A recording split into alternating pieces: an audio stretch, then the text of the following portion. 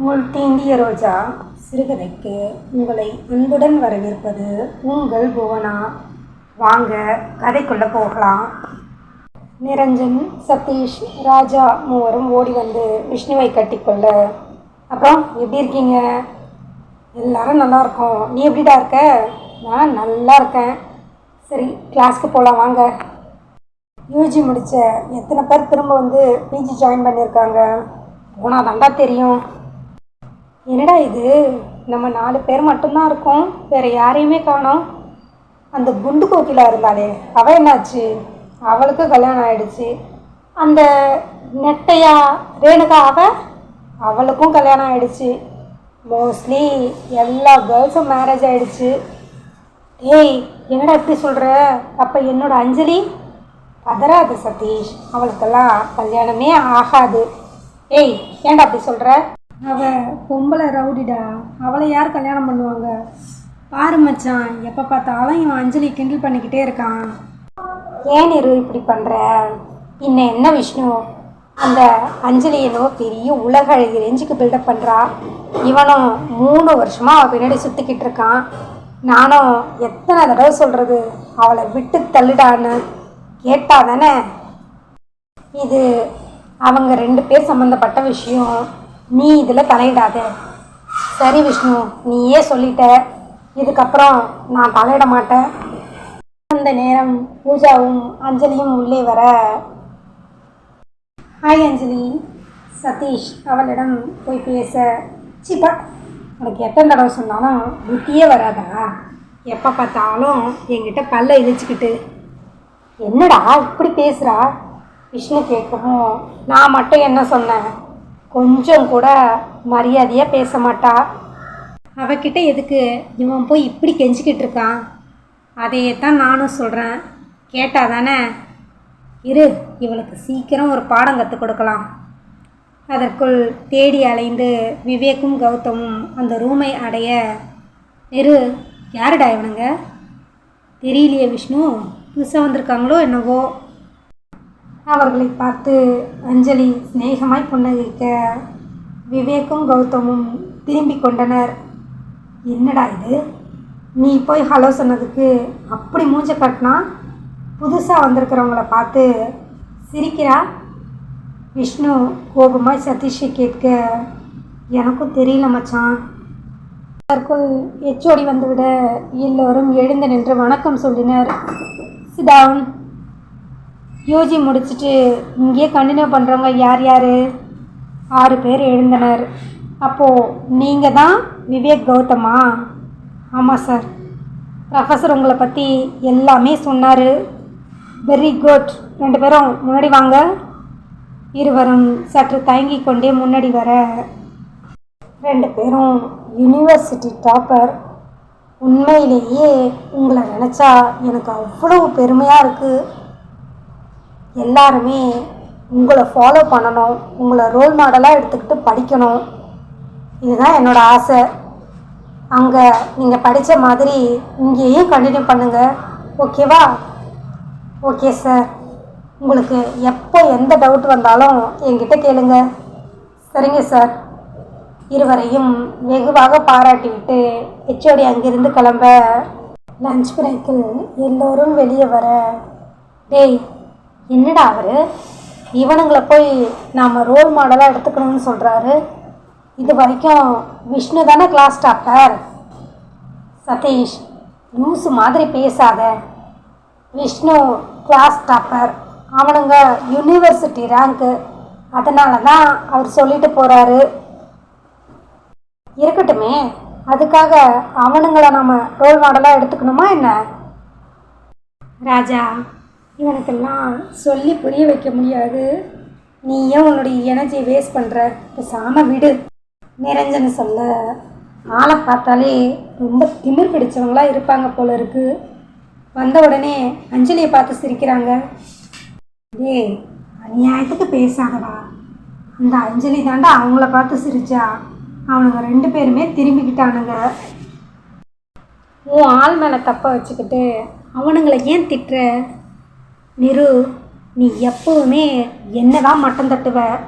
நானும் நிறைய தடவை பார்த்துட்டேன். நான் ஏன்டா உன்னை மட்டம் தட்ட போகிறேன்? உண்மையை சொன்னால் உனக்கு ஏன் கோவம் வருது? ஏய் விடுங்கடா, செமஸ்டரில் தெரிஞ்சிடும் யாரை ரோல் மாடலாக எடுக்கணும்னு. விஷ்ணு சொல்லிவிட்டு அங்கிருந்து போக நாட்கள் வேகமாய் நகர அஞ்சலியும் இருவரிடம் பேச எவ்வளவோ முயற்சி செய்ய கௌதமும் விவேக்கும் அவளை திரும்பி கூட பார்க்கவில்லை. இடையிடையே சதீஷ் அவர்களை பற்றி எப்பொழுதும் விஷ்ணுவிடம் ஏதாவது குறை சொல்லிக்கொண்டே இருக்க செமஸ்டரும் வந்துடுச்சு. முதல் 2 இடங்களை கௌதமும் விவேக்கும் பிடித்திருக்க விஷ்ணு 3ஆம் இடத்தை பிடித்திருந்தான். நிரஞ்சன் அவர்களை மனதார பாராட்ட ராஜாவும் அவர்களுக்கு வாழ்த்து சொன்னான். கௌதம், நான் அரியர் இல்லாமல் நல்ல பர்சன்டேஜோட ஊருக்கு போகணும். எனக்கு ஒரு சிலபஸ் எல்லாம் புரிய மாட்டேங்குது. தயவு செய்து எனக்கு கொஞ்சம் சொல்லிக் கொடுங்களேன். அஞ்சலி தயவாய் கௌதமை கேட்க, சரி அஞ்சலி. கௌதமும் அதற்கு ஒத்துக்கொண்டான். தினமும் காலேஜ் முடிஞ்சதும் ஒரு 1/2 hour அஞ்சலிக்கு பாடங்களை சொல்லிக் கொடுக்க அவளுக்கும் பூஜாவுக்கும் ஈஸியாய் புரிந்தது. தினமும் கல்லூரி முடித்து நால்வரும் வகுப்பறையில் உட்கார்ந்து கௌதம், விவேக், அஞ்சலி, பூஜா 4பேருமே உட்கார்ந்து படிக்க எதேச்சியாய் ஒரு நாள் இதை சதீஷ் கவனித்தான். வேக வேகமாய் பூஜாவுக்கும் அஞ்சலிக்கும் பாடத்தை சொல்லிக் கொடுத்துவிட்டு கௌதமும் விவேக்கும் கம்ப்யூட்டர் சென்டருக்கு கிளம்ப அவர்கள் போன 5 நிமிஷத்திலேயே சதீஷ் உள்ளே வந்தான். நானும் பார்த்துக்கிட்டே இருக்கேன் அஞ்சலி. தினமும் உனக்கு அவங்கிட்ட என்ன பேச்சு? இதெல்லாம் எனக்கு சரியாக படலை. அதை கேட்க நீ யார் சதீஷ்? முதல்ல என் விஷயத்தில் தலையிடாதன்னு உனக்கு நான் பல தடவை சொல்லிட்டேன். அப்படி என்னடி, கிளாஸ் முடிஞ்ச பிறகு உங்கள் 2 பேருக்குள்ள பர்சனல் வாடி பொடின்னு பேசின மரியாதை கெட்டுடும். 3 வருஷமாக உன் பின்னாடி சுற்றிக்கிட்டு இருக்கேன். என்னை பார்த்தா உனக்கு இழிச்ச வாயனாக இருக்கா? நானும் உன்னை என் பின்னாடி சுற்ற சொன்னேன். 3 வருஷமாக நானும் சொல்லிக்கிட்டு இருக்கேன் எனக்கு உன்னை பிடிக்கலன்னு. நீ ஏன் என் பின்னாடி தெரிஞ்சுக்கிட்டு இருந்தா அதுக்கு நான் பொறுப்பில்லை. என்ன பிடிக்கலையா? அப்போது யாரை பிடிச்சிருக்கு? அந்த கௌதமையா? ஆமாண்டா, அந்த கௌதமை தான் பிடிச்சிருக்கு. அவனை தான் கல்யாணம் பண்ணிக்க போகிறேன். உன்னால் என்ன பண்ண முடியும்? என்னடி சொன்ன? ஆமாம், நான் கௌதமை லவ் பண்ணுறேன். அவனைத்தான் கல்யாணம் பண்ணிப்பேன். இந்த மிரட்டுற வேலையெல்லாம் என்கிட்ட வச்சுக்காத. உன்னால் என்ன பண்ண முடியுமோ பண்ணிக்கோ. அஞ்சலி ஆவேசமாய் சொல்ல, பார்க்கலாண்டி நீ எப்படி அந்த கௌதமை கல்யாணம் பண்ணுறேன்னு. என்னால் முடிஞ்சதை பாரு, போடா. சதீஷ் அங்கிருந்து ஆவேசமாய் செல்ல, ஏய் அஞ்சலி, பூஜா நீ வாயை மூடு. இவ்வளவு மோசமாக பேசிக்கிட்டு இருக்கான், அவங்கிட்ட வேற எப்படி பேச சொல்கிற? அப்படின்னா நீ கௌதமை லவ் பண்ணுறியா? ஆமாண்டி, இனிமே எனக்கு எந்த பயமும் இல்லை. நான் கௌதமை லவ் பண்ணுறேன். அவரை தான் கல்யாணம் பண்ணிப்பேன். அப்பா அம்மாவை சம்மதிக்க வேண்டியது என்னுடைய பொறுப்பு. எனக்கு பயமாக இருக்கு அஞ்சலி. உனக்கு பயமாக இருந்தா நீ இந்த விஷயம் தெரிஞ்ச மாதிரி காமிச்சிக்காத. எல்லாத்தையும் நான் பார்த்துக்கிறேன். அஞ்சலி, நீ விளையாட்டுக்கு சொல்லலையே, சீரியஸாக சத்தியமாக சொல்கிறேன். நான் கௌதமை லவ் பண்ணுறேன். அவரை தான் கல்யாணம் பண்ணிப்பேன். யார் தடுத்தாலும் கேட்க மாட்டேன். இதெல்லாம் எங்கே போய் முடிய போகுதோ, எங்கே போய் முடிஞ்சாலும் எனக்கு அதை பற்றி கவலை இல்லை. என்னவோ செய், இதுவும் பிரச்சனையாகாமல் இருந்தால் சரிதான். அதெல்லாம் ஒன்றும் ஆகாது, நான் பார்த்துக்கிறேன். நீ பயப்படாத பூஜா. மறுநாள் காலை, என்ன பூஜா நீ காலேஜ் கிளம்பலையா? இல்லை அஞ்சலி, எனக்கு ஒரு மாதிரி வயிறு வலிக்குது. நீ போயிட்டு வா. என்னடி, நேற்று விஷயத்தை கேள்விப்பட்டதுலேருந்து உடம்பு முடியாமல் போயிடுச்சா? ஏய் கோய மூடு. வீட்டில் ஏன் கத்துற? அமைதியாக இரு. நானே பயந்து போயிருக்கேன், நீ வேற. ஏய் லவ் பண்ணுறேன்னு சொன்னேன், நானே தைரியமாக இருக்கேன். நீ ஏன் பயப்படுற? நான் தானே உங்கள் அப்பாக்கிட்டேயும் எங்கள் அப்பாக்கிட்டேயும் உதவாங்கணும். அதெல்லாம் ஒன்றும் ஆகாது பூஜா, நான் பார்த்துக்கிறேன். அஞ்சலி கல்லூரி கிளம்பி விட காலேஜ் முடிந்ததும் கௌதம், எனக்கு இதை மட்டும் கொஞ்சம் கிளியர் பண்ணிவிட்டு போங்களேன். அஞ்சலி, பூஜா வேற இல்லை, இப்படி தனியாக இருக்கிறது சரியாக வராது. நாளைக்கு பூஜா வரட்டும், 2 பேருக்கும் சேர்த்தே சொல்லி கொடுக்குறேன். என்ன கௌதம் நீங்கள் இப்படி பயப்படுறீங்க? பொண்ணு நானே தைரியமாக இருக்கேன், உங்களுக்கு என்ன பயம்? வேணாம் மச்சான், நாளைக்கு பூஜாவும் வந்துடட்டும், 2 பேருக்கும் சேர்த்து சொல்லி கொடுக்கலாம். டைம் வேறு ஆகுது, வா போகலாம். விவேக்கும் கௌதமும் எழுந்திருக்க அஞ்சலி எழுந்து கௌதமின் கையை பிடித்தாள். இன்னமும் என் மனசு உங்களுக்கு புரியலையா? இல்லை புரியாத மாதிரி நடிக்கிறீங்களா? இதுக்கப்புறம் நான் எதையும் மறைக்க விரும்பலை. நான் உங்களை உயிருக்கு உயிராக நேசிக்கிறேன் கௌதம். உங்களை தான் கல்யாணம் பண்ணிப்பேன். அஞ்சலி, என்ன பேசுகிற? முதல்ல கையை விடு. கௌதம் அவளிடமிருந்து கையை இழுக்க அதற்குள் அங்கே வந்த சதீஷ். எவ்வளவு தைரியம் இருந்தால் நீ அஞ்சலி கையை பிடிச்சிருப்ப. சதீஷ் ஆவேசமாய் கௌதமை அடிக்க, டேய் முட்டாள் முண்டோம், அவன் எங்கடா அஞ்சலி கையை பிடிச்சான்? அஞ்சலி தாண்டா அவன் கையை பிடிச்சிருக்கா. எவ்வளவு தைரியம் இருந்தால் நீ அவன் மேலே கையை வைப்ப? விவேக் ஆவேசமாய் சதீஷை அடிக்க பாய, விவேக் பொறுமையாக இரு. கௌதம் சொல்லுவதற்குள் விவேக் சதீஷை அடித்து விட்டான். இங்கே பாரு சதீஷ், என்ன நடந்துச்சுன்னு தெரியாமல் நீ கையை நீட்டாத, கொஞ்ச நேரம் அமைதியாக இரு. கௌதம் சொல்லி கொண்டிருக்கும் பொழுதே, டேய் இந்த சதீஷ் நம்ம கூட தான் வரான், அப்புறம் எங்கடா போயிடுறான் தெரியலையே, வா மறுபடியும் போய் கிளாஸில் பார்க்கலாம். விஷ்ணு, நிரஞ்சன், ராஜா மூவரும் திரும்பி கிளாஸுக்கு வர, ஏன் மேலையா கையை வைக்கிற? சதீஷ் கோபம் முழுவதையும் விவேக்கின் மேல் காமிக்க விவேக்கை சரமாரியாய் தாக்கினான். வேணாம் சதீஷ், நான் சொல்கிறத கேளு, அவனை அடிக்காத சொல்லிக்கொண்டே இருக்கும் பொழுது சதீஷ் விவேக்கை அடித்து கொண்டே போக ஒரு கட்டத்தில் பொறுமை இழந்த கௌதம், சொல்லிக்கிட்டே இருக்கேன், என் ஃப்ரெண்டு மேலையா கை வைக்கிற? கௌதமின் ஒரே அடியில் சதீஷ் சுருண்டு போய் வாசலில் விழ, அவன் விழவும் அந்த மூவரும் உள்ளே வரவும் சரியாக இருக்க, என்னடா ஆச்சு? விஷ்ணு மச்சான் என்னை அடிச்சிட்டான்டா. யார் மேலடா கையை வச்ச? விஷ்ணு கௌதமை அடிக்க ஒருவரை ஒருவர் கடுமையாய் தாக்கிக் கொள்ள அந்த இடமே போர்க்களமானது.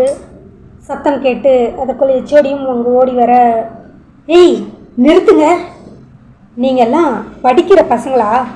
கொஞ்சம் கூட டிசிப்ளின் இல்லாமல் கிளாஸ்லேயே ஒருத்தர் இப்படி அடிச்சுக்கிறீங்க. என்ன கௌதம் இதெல்லாம்? உன்னை பற்றி நான் எவ்வளோ பெருமையாக நினச்சிக்கிட்டு இருந்தேன், கடைசியில் நீ இவங்கள மாதிரி தான் இருக்க. சாரி சார், சாரி எல்லாம் எனக்கு எதுவும் வேணாம். முதல்ல எல்லாரும் என்னோடய ரூமுக்கு வாங்க. அஞ்சலி உட்பட எல்லாரும் ரூமுக்கு போக, என்ன ஆச்சு? எதுக்கு எல்லாரும் அப்படி அடிச்சுக்கிட்டீங்க? நான் சொல்கிறேன் சார். அஞ்சலி முன்னே வந்தாள். என்னாச்சு அஞ்சலி? சார், நான் உங்ககிட்ட உண்மையை சொல்கிறேன், ஆனால் தனியாக தான் சொல்லுவேன். இவங்க எல்லாரையும் கொஞ்சம் வெளியில் இருக்க சொல்லுங்கள். எல்லாரும் கொஞ்சம் வெளியில் வெயிட் பண்ணுங்கள். சார், கிளாஸ் முடிஞ்சதும் தினமும் எனக்கு இருக்கிற டவுட்ஸை நானும் பூஜாவும் விவேக் கிட்டேயும் கௌதம் கிட்டேயும் தினமும் கேட்டு தெரிஞ்சுப்போம். இன்றைக்கும் அதே மாதிரி தான் கேட்டேன்.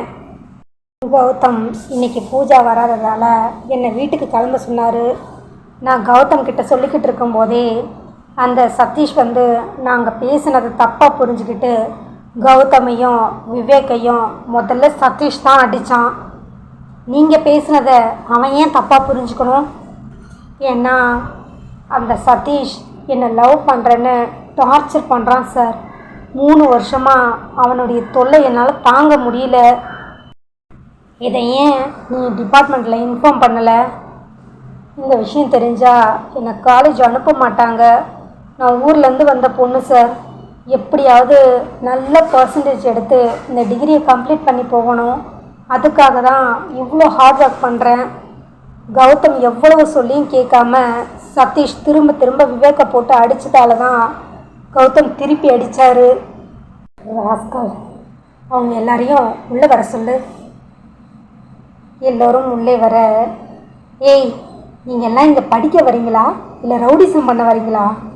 படிக்க வைக்க ஆள் இல்லாமல் எவ்வளோ கஷ்டப்படுறாங்க. உங்களையெல்லாம் கஷ்டம் தெரியாமல் வீட்டில் படிக்க வச்சா இங்கே வந்து தேவையில்லாத வேலையெல்லாம் பண்ணிக்கிட்டு இருக்கீங்க. நீங்கள் பண்ண இந்த வேலைக்கு இப்போவே உங்கள் எல்லாரையும் நான் சஸ்பெண்ட் பண்ண முடியும். எல்லாருமே படிக்கிற பசங்கன்றதால இதை நான் லாஸ்ட்டு வார்னிங்காக கொடுக்குறேன். இதுக்கப்புறம் இந்த மாதிரி நடந்துக்கிட்டீங்க, என்னோடய ஆக்ஷனை வேறு மாதிரி இருக்கும். சதீஷ், நீ மட்டும் இல்லை. அஞ்சலியை லவ் பண்ண சொல்லி டார்ச்சர் பண்ணுறியா நீ? அது வந்து என்னை பார்த்து சொல்லு. அந்த பொண்ணு சொல்கிறதெல்லாம் உண்மையா பொய்யா? உண்மைதான் சார். நான் அஞ்சலியை லவ் பண்ணுறேன். உனக்கெல்லாம் எவ்வளோ தைரியம் இருந்தால் இது ஏன் முன்னாடியே சொல்லுவேன். உனக்கெல்லாம் படிக்க விருப்பம் இல்லைன்னா எதுக்குடா காலேஜ் வர? ஆளுங்களால் தான் உண்மையாக படிக்கணும்னு நினைக்கிற பசங்களோட லைஃப்பும் வீணாக போகுது. இதுக்கப்புறம் நீ அந்த பொண்ணு பின்னாடி சுற்றுறதை நான் பார்த்தேன். Get lost. சதீஷ் தலையை தொங்க போட்டுக்கொண்டு வெளியே வந்தான். கௌதமும் விவேக்கும் முன்னாடி போய் கொண்டிருக்க மூவரும் சதீஷ்காக வெளியே வெயிட் பண்ணிக்கிட்டு இருந்தாங்க. அஞ்சலி கௌதமிடம் வேகமாய் ஓடி வந்து, சாரி கௌதம், என்னென்னோ நடந்து போச்சு. இதை பாரு அஞ்சலி, எப்போ நீ இந்த மாதிரி ஒரு எண்ணத்தோடு என் கூட பழகிறேன்னு சொன்னியோ, இதுக்கப்புறம் எனக்கும் உனக்கும் ஒத்து வராது. இதை பாரு அஞ்சலி, எனக்கு இந்த லவ் எல்லாம் செட் ஆகாது. அதை விட பல முக்கியமான வேலை இருக்குது. தயவு செய்து இனிமே நீ என்கிட்ட பேச்சுவார்த்தை வச்சுக்காத. Good bye.